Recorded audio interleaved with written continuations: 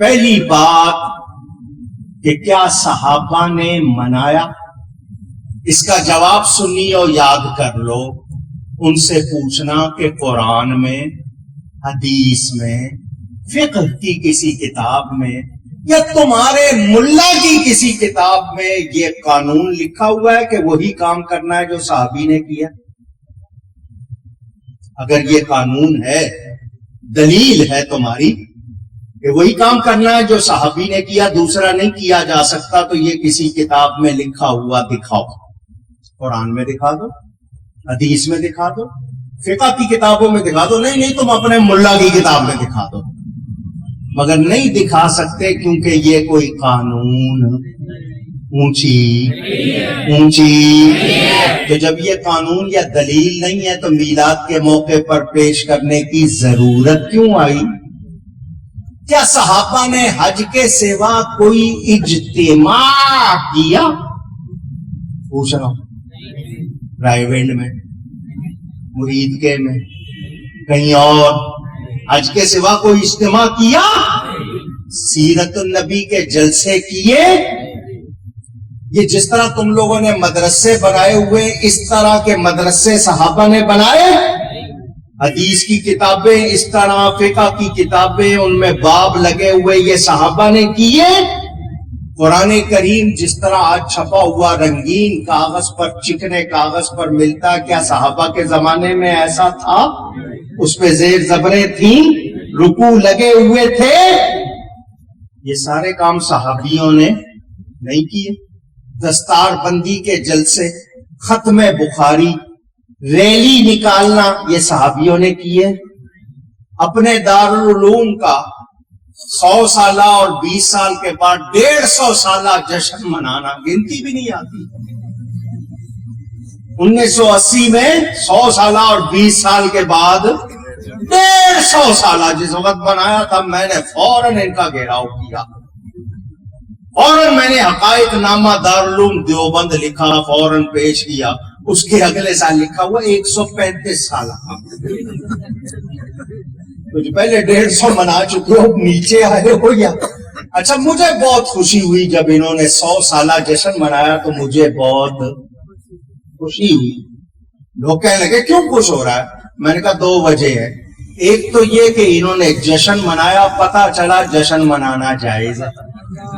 اگر ناجائز ہوتا تو یہ مناتے نہیں. فرق یہ ہے کہ یہ اپنے مدرسے کا جشن منا رہے ہیں، ہم نبی کا جشن منا رہے ہیں. ایک بات.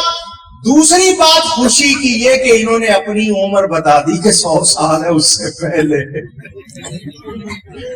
سے پہلے یہ لوگ نہیں تھے. ہم تو 1400 سال سے چلے آ رہے ہیں. ہمارے، آپ کہو گے جلوس، صحابہ نے نکالا، مسلم شریف کی حدیث موجود ہے.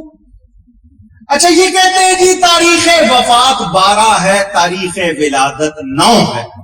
میں نے کہا منظور. آؤ تم ہمیں فتویٰ لکھ کے دے دو کہ 9 تاریخ کو منایا کرو،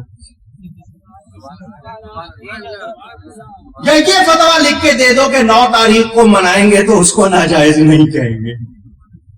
اچھا چلو، تمہارے نزدیک 9 تاریخ ہے، تم 9 کو منانا شروع کر دو. تاریخ کا جھگڑا ڈال کے ہمیں روک سکتے؟ اجی وفات کی تاریخ 12. میں نے کہا تمہارے بڑوں نے لکھا ہے 12 نہیں ہے، تمہارے بڑوں نے لکھا ہے 12. میری کتاب اسلام کی پہلی عید موجود ہے، وہ پڑھ لینا. تھانوی نے اپنی 3 کتابوں میں یا 4 کتابوں میں لکھا ہے کہ وفات کی تاریخ 12. نشر الطیب میں لکھا، فتاوی امدادیہ میں لکھا، حفاظات یومیہ میں لکھا، ابوالکلام آزاد نے لکھا. شبلی نعمانی نے سیرت النبی میں 3 صفحے جدول بنائی، ثابت کیا کہ 12 تاریخ وفات کی. پہلے اپنے گھر میں طے کر لو، ہم سے بعد میں لڑنا. زندہ باد. کہتے ہیں وہ وفات کی تاریخ ہے، تم نبی کا جشن مناتے ہو وفات کے موقع پر، کیا تمہیں وفات کی خوشی ہے؟ میں نے کہا ایسا جواب دوں گا دانت کھٹے ہو جائیں گے. کیا جواب ہے؟ وفات کا جشن وہ منائے جس کے مر گئے، میرا نبی تو زندہ ہے. اور حیاتی مماتی تو ان میں بھی ہیں. آپ کو شاید پتا نہیں ہے, ان میں بھی حیاتی مماتی. جو حیاتی ہیں وہ مماتی کو کافر کہتے ہیں, جو مماتی ہیں وہ حیاتی کو. ان میں بھی ہیں, آپ کو پتا نہیں ہے. ہاں, یہ بڑا مسئلہ ہے. ہم بھید جانتے نا, اسی لیے ہمارے پاس آتے.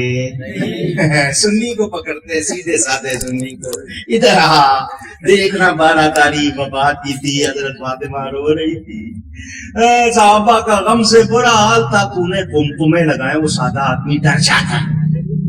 بیچارے کو پتا نہیں, ہمت ہے تو میرے سامنے آنا, ماں کا دودھ دیا ہے.